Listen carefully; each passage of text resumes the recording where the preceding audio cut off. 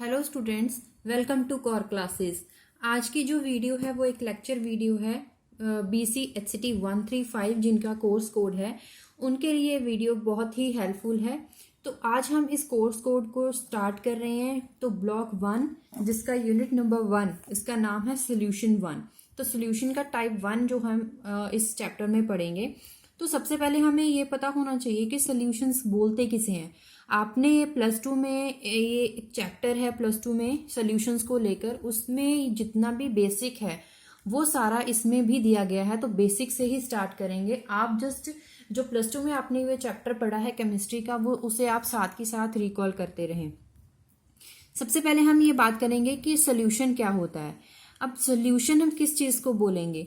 अगर कोई 2 सब्सटेंसेस हैं या 3 सब्सटेंसेस हैं या फिर 4 सब्सटेंसेस हैं, हम उनको मिक्स करते हैं। मिक्स करने के बाद एक होमोजीनियस का मतलब जो सेम फेस में हो, होमोजीनियस मिक्सचर बनेगा। उस मिक्सचर को हम बोलते हैं कि एक सोल्यूशन बनाए। अब ये कैसे समझेंगे डेफिनेशन? फॉर एग्जांपल, आपने ग्लास ऑफ वाटर लिया, उसमें आप शुगर डिजोल्व कर रहे हो। तो शुगर जब डिजोल्व हो गई, आपने क्या करा, एक सब्सटेंस आपके पास है शुगर, दूसरा है वाटर। तो आपने शुगर को वाटर में डाला और आपने उसे डिजोल्व करना स्टार्ट किया with the help of spoon. तो जब वो डिजोल्व हो गया पूरा, तो आपको एक क्लियर सोल्यूशन, एक क्लियर पानी जैसा दिख रहा है, वो क्या बन गया हमारा सोल्यूशन। क्या करा आपने क्या करा, शुगर डिजोल्व करी वाटर में, तो आपने एक सोल्यूशन बनाया, शुगर सोल्यूशन बनाया।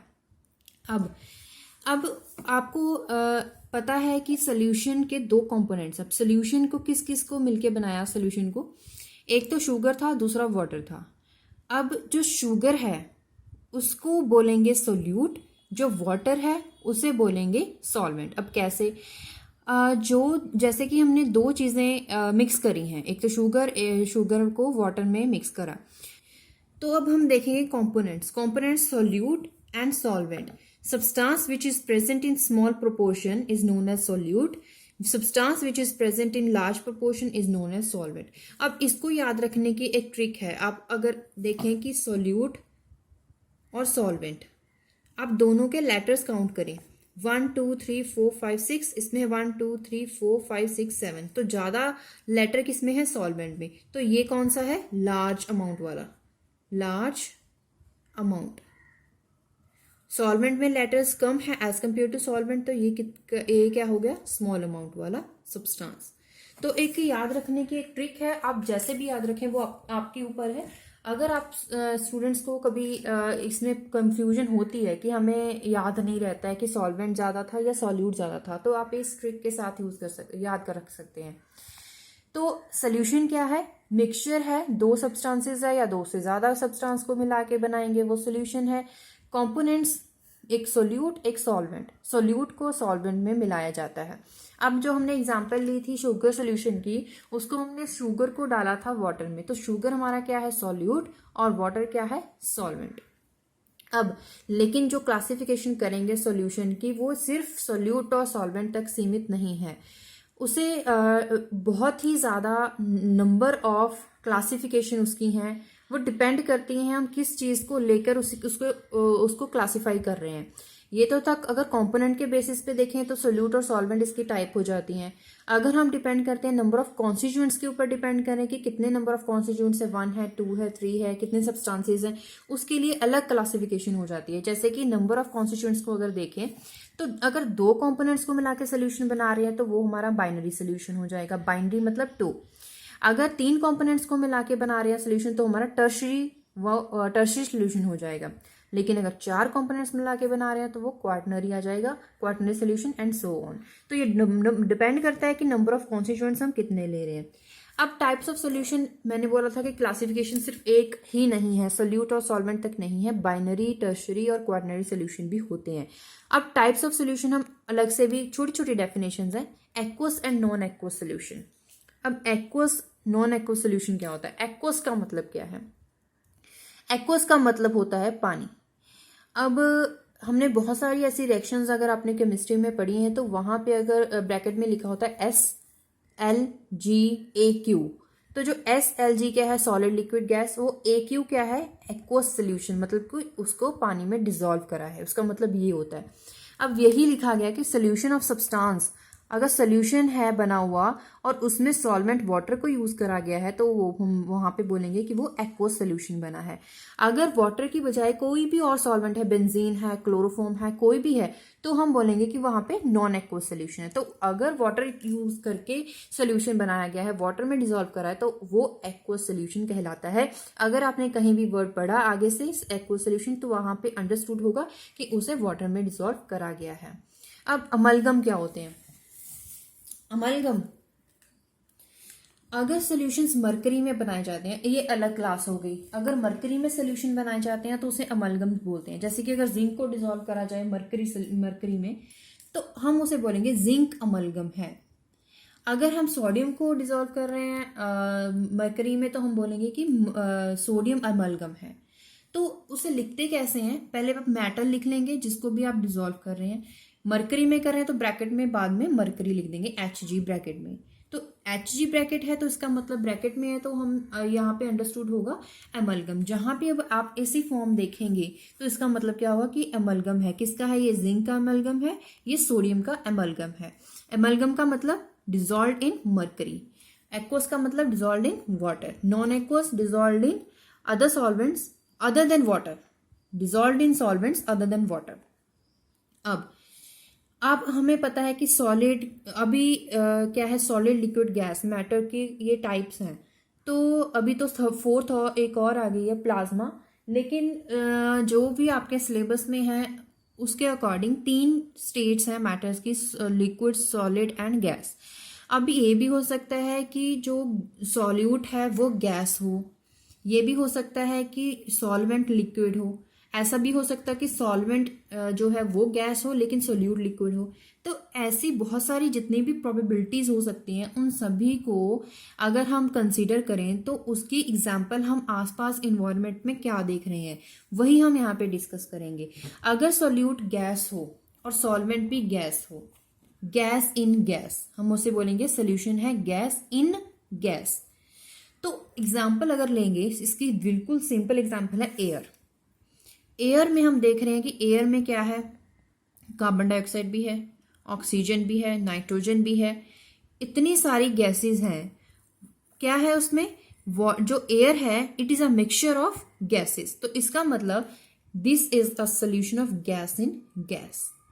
अब अगर सोल्यूट गैस हो लेकिन सॉल्वेंट लिक्विड हो, मतलब कोई भी गैस है उसे वाटर में अगर डिसॉल्व कर दे, वाटर का मतलब क्या है? लिक्विड है वाटर, और गैस क्या है? Carbon dioxide. अगर कार्बन डाइऑक्साइड को वाटर में डिसॉल्व कर दें तो क्या बन जाएगा कि हमने क्या करा, गैस को डिसॉल्व करा in the liquid, gas in liquid form बन जाएगी। अगर सोल्यूट गैस हो लेकिन सॉल्वेंट जो है वो सॉलिड है, मतलब gas in solid. Gas in solid की एग्जांपल अगर आप इमेजिन करें तो वो क्या हो जाएगी? Gas absorb by metals. Metals gas को एब्जॉर्ब करते हैं, ऐसे मिनरल्स को बोलते हैं और मिनरल्स। और मिनरल्स का मतलब है कि हमने क्या करा, गैस को मेटल में डिसॉल्व करा। For example hydrogen in palladium. It is a very simple example. आगे है अगली ऑप्शन कि अब सोल्यूट गैस नहीं है, सोल्यूट हम लेंगे कोई लिक्विड और सॉल्वेंट को लेंगे एज अ गैस। तो लिक्विड इन गैस मतलब मॉइस्चर हो। Moisture is a very simple example. Moisture में क्या होता है? वैसे तो एयर इज अ गैस, लेकिन अगर उसमें वाटर ड्रॉपलेट्स भी आ जाएं तो हम बोलेंगे कि एयर इज मॉइस्ट। तो moist air is a best example of liquid in gas. अब दोनों ही फॉर्म, सॉलिड, सॉल्यूट भी और सॉल्वेंट दोनों ही लिक्विड हो जाए, मतलब कि emulsion, liquid in liquid.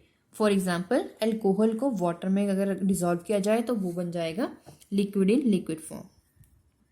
Liquid in solid form, अब जो सॉल्यूट है जो कम अमाउंट में है वो लिक्विड लेना है और जो ज्यादा अमाउंट में लेना है सॉल्वेंट वो सॉलिड लेना है। तो ऑब्वियसली एमलगम, कोई भी amalgam, sodium amalgam, zinc amalgam.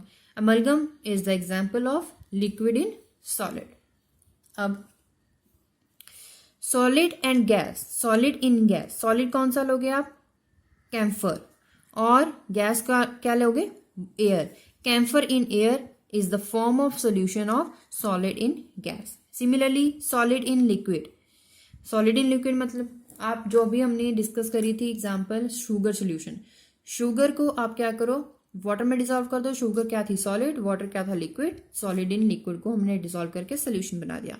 Solid solid का mixture for example brass, zinc और कॉपर को मिक्स करोगे, इसका मिक्सचर बनाओगे तो सॉलिड इन सॉलिड का एग्जांपल आ जाएगा। तो ये एग्जांपल्स में से कोई भी एक आपको पेपर में पूछ ली जाती है 1 नंबर में, तो इस टेबल को अच्छे से याद कर लें। ये जो एग्जांपल टेबल में दी गई हैं अगर वही एग्जांपल याद कर लें तो भी बेस्ट है, अगर आप इसको समझ के कर लें तो आपको कभी भी भूलेगा नहीं।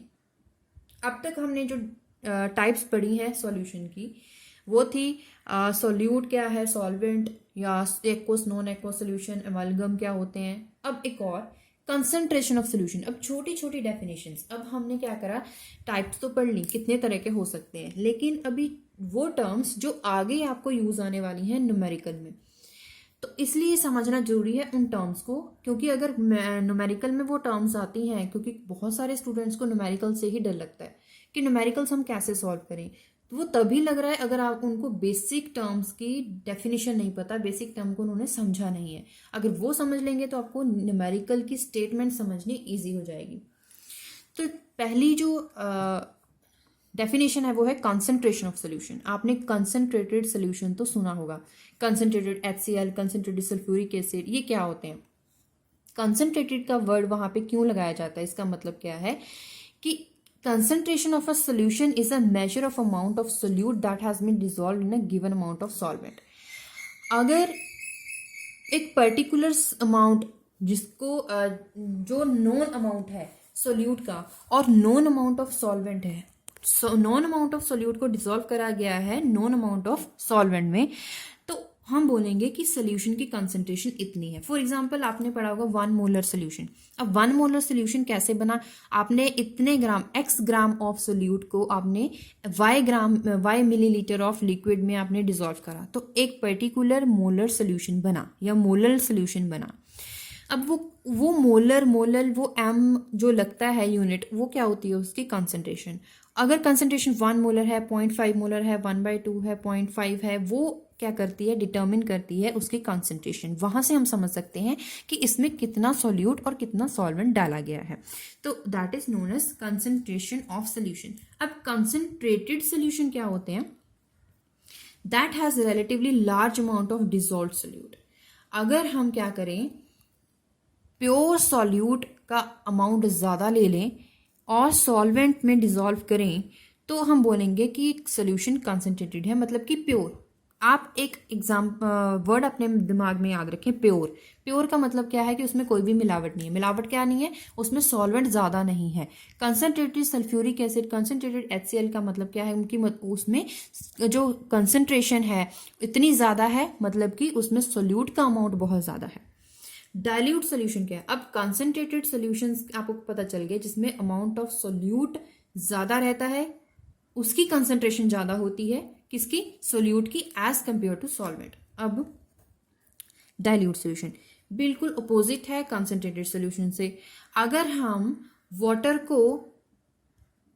वाटर में ऐड कर दें वो सोल्यूट्स, फॉर एग्जांपल अगर हम HCl, कंसंट्रेटेड HCl है हमारे पास, हमने क्या लिया वाटर लिया, non amount of water large amount में, उसमें हमने small amount of concentrated HCl डाल दिया, तो क्या वो बन गया डाइल्यूट सोल्यूशन। डाइल्यूट का मतलब हमेशा याद रखें, इसका एक ही मतलब है एडिशन ऑफ वाटर। डाइल्यूट करना का मतलब addition of solvent, large amount of solvent. तो डाइल्यूट करने का मतलब क्या है कि हमने सॉल्वेंट का लार्ज अमाउंट डाला है, ऐड करा है। ओके, तो कंसंट्रेटेड सोल्यूशन, डाइल्यूट सोल्यूशन का मतलब समझना जरूरी है, डेफिनेशन ज्यादातर नहीं आती है। अब आगे जो न्यूमेरिकल में आने वाली चीजें हैं, अब यहाँ पे ये सिर्फ डेफिनेशन आपके समझने के लिए नहीं है। पेपर में अगर आप पेपर में चेक करोगे बाकी कोर्सेज, ये तो अब 135 जो है इसके ज़्यादातर आपको लास्ट ईयर क्वेश्चन पेपर नहीं मिलेंगे, लेकिन इसके रिलेटिव जो चांसेस हैं वो इन डेफिनेशंस एक नंबर में इन तीनों में से कोई भी, चारों में से कोई भी आ सकती है विद फॉर्मूला। कई बार एक फॉर्मूला भी पूछा जाता है कि आप सिर्फ फॉर्मूला बताएं, इसलिए ये डेफिनेशंस आपको छोड़नी नहीं है। सबसे पहले हमने पढ़ा सॉल्यूशंस क्या होते हैं, कितनी टाइप्स होती हैं, कुछ इंपॉर्टेंट टर्म्स, लेकिन कंसंट्रेशन तो हमने समझ लिया क्या होता है, कंसंट्रेटेड सॉल्यूशन क्या होता है। अब कंसंट्रेशन को किस फॉर्म में एक्सप्रेस करें, किस फॉर्म में बनाएं, हमें कैसे पता चलेगा कि अगर कोई भी वर्ड ऐसा कौन सा लिखे जिससे हमें उसके कंसंट्रेशन का पता चल जाए, वो वर्ड कैसे लिखेंगे वो डिटर्मिन करती हैं ये डेफिनेशंस। पहला मोलैरिटी, मोलैरिटी जिसको हम कैपिटल M के साथ लिखते हैं। अब ये क्या होता है, पर्टिकुलर नंबर ऑफ मोल्स किसके, सोल्यूट के, अगर 1 लीटर सोल्यूशन में है उसका 1 लीटर सोल्यूशन बना दिया जाए। For example number of moles, number of mole XYZ कोई भी हो सकते हैं, number of moles of solute अगर 1 लीटर सोल्यूशन में है तो हम बोलेंगे कि 1 मोलर सोल्यूशन बन गया है, कि उसकी मोलैरिटी इतनी है। फॉर एग्जाम्पल अगर फॉर्मूला बताएं, फॉर्मूला क्या होगा, number of moles of solute divide by volume of solution in 1 litre. 1 litre उसका सोल्यूशन बनाया। अगर यहाँ पे मिलीलीटर की बात करेंगे तो हमें यहाँ पे 1000 के साथ मल्टीप्लाई करना होगा। जो फॉर्मूला अगर यहाँ पे कहीं भी इंटू 1000 है, यहाँ पे मिलीलीटर लिखा होगा, अगर लीटर लिखा हुआ तो 1000 के साथ मल्टीप्लाई नहीं किया है। तो डिफरेंस यही है। कई बार आप स्टूडेंट पूछ लेते हैं कि मैम फॉर्मूला तो ये नहीं है, उसमें तो 1000 के साथ मल्टीप्लाई किया गया है, हम कौन सा फॉर्मूला यूज करेंगे, 1000 वाला या विदाउट 1000 वाला। तो डिपेंड करता है कि आपको क्वेश्चन में न्यूमेरिकल में क्या पूछा गया है, लीटर में है या मिलीलीटर में है। मिलीलीटर में है तो आपको इस फॉर्मूला को मल्टीप्लाई करना होगा 1000 के साथ, अगर लीटर में है तो 1000 के साथ मल्टीप्लाई नहीं करना है। तो मोलैरिटी क्या होगी, number of moles of solute divided by volume of solution in 1 litre. 1 litre का सोल्यूशन बनाया। अब एक अगली डेफिनेशन है मोलैलिटी। डिफरेंस क्या है, आर का। अगर आर है मोलैरिटी तो कैपिटल M के साथ लिखोगे, अगर मोलैलिटी है तो स्मॉल m के साथ लिखोगे।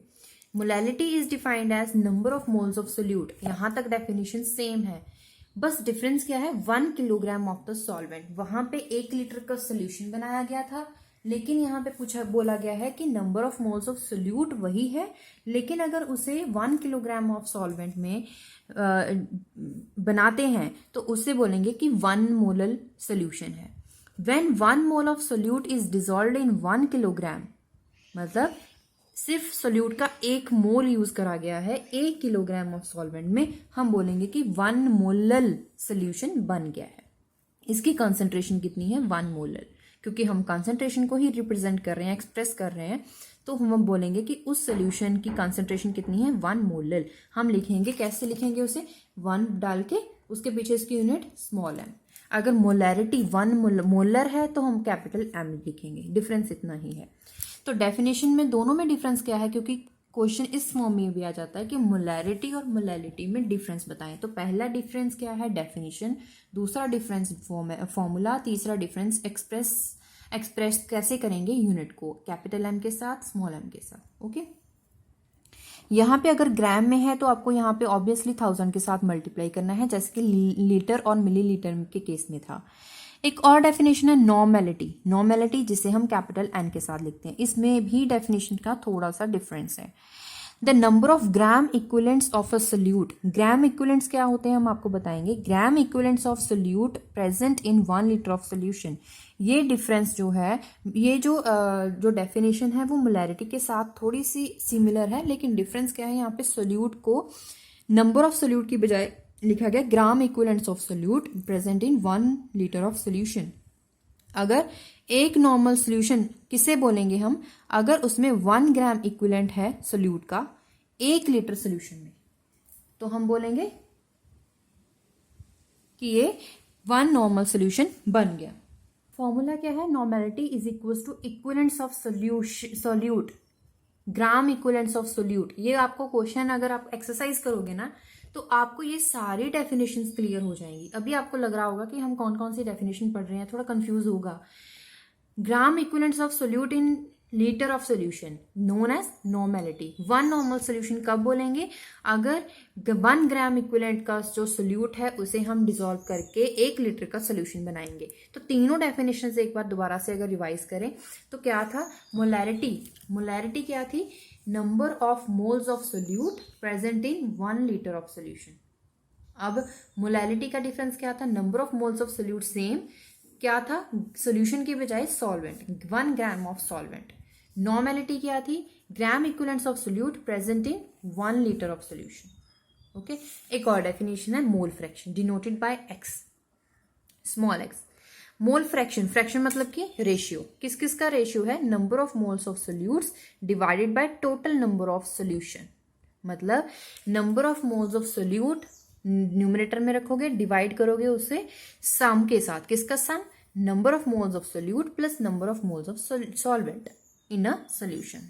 मतलब अब इसे अगर फॉर्मूला समझोगे, देखोगे तो आपको डेफिनेशन समझ में आ जाएगी, वहीं से आप डेफिनेशन बना सकते हो। अभी सपोज करिए कि number of moles of solute है N2, number of moles of solution कितने हैं? N1, ठीक है। अब टोटल क्या हो जाएगा? N1 plus N2। तो डेफिनेशन क्या होगी? अब वो डेफिनेशन डिपेंड करती है कि आप मोल फ्रैक्शन किसका निकाल रहे हो। मोल फ्रैक्शन सोल्यूट का भी होता है, मोल फ्रैक्शन सॉल्वेंट का भी होता है। अगर आप मोल फ्रैक्शन सॉल्यूट का निकाल रहे हो, सोल्यूट जो कि है X2, उसे लिखोगे number of moles of solute divided by number of moles of solution. Number of moles of solutions क्या होंगे? N1 plus N2। ये सोल्यूट का हो गया, सॉल्वेंट का हो गया या सोल्यूट का हो गया, दोनों के नंबर ऑफ मोल्स को आप प्लस करोगे, ठीक है। अब ऊपर क्या लिखोगे? जिसका पूछा गया है, सोल्यूट का पूछा गया है तो उसी के नंबर ऑफ मोल्स आप न्यूमरेटर में लिखोगे।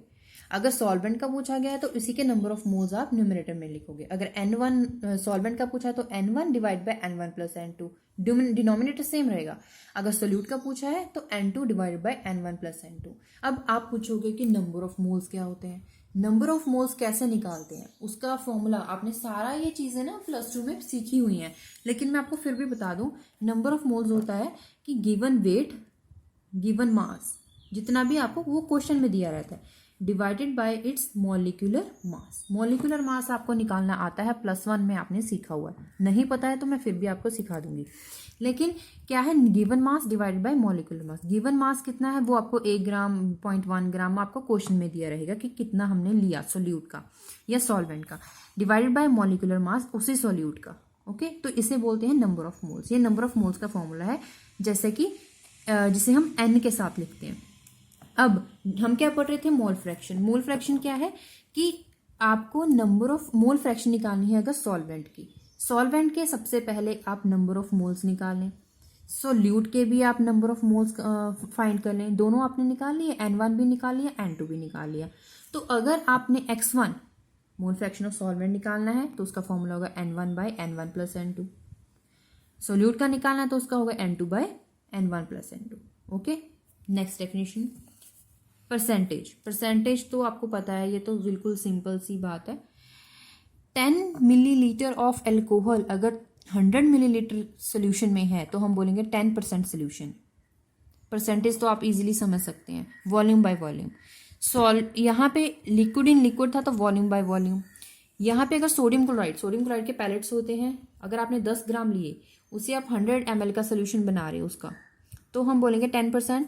वेट बाय वॉल्यूम, वेट क्यों आपने वेट करा, सोडियम को सबसे पहले वेइंग मशीन पे 10 ग्राम करके लिया। 10 ml alcohol present in 100 gram of solution. अगर आप लिक्विड को सॉल्वेंट में लेके चल रहे हो, जो सोल्यूट है वो लिक्विड है और जो सॉल्यूशन आप बना रहे हो वो 100 ग्राम का है, तो आप बोलोगे volume by weight. 100 gram of sodium chloride present in 100 gram of solution, solid in solid, तो आप बोलोगे वेट बाय वेट। ये जो चीजें हैं ना, ये टर्म्स, ये आपको न्यूमेरिकल में या कहीं भी आपको आगे मिलेंगी, तो आपको तभी यहाँ पे बता रहे हैं कि आपको उस टाइम ये कंफ्यूजन ना हो कि ये टर्म कहाँ से आ गई, ये टर्म कहाँ से आ गई और इसका मीनिंग क्या है। ओके, मास परसेंटेज ये आपके समझने के लिए ही था, पेपर में नहीं आएगा। मास परसेंटेज क्या होता है? Mass of solute divide by mass of solution multiply by 100। मास किसका? Solute divide by its solution, multiply 100 के साथ करोगे तो परसेंटेज बन जाएगी। पार्ट्स पर मिलियन, ppm, ये क्या है? When a solute present in solution is in very minute amounts.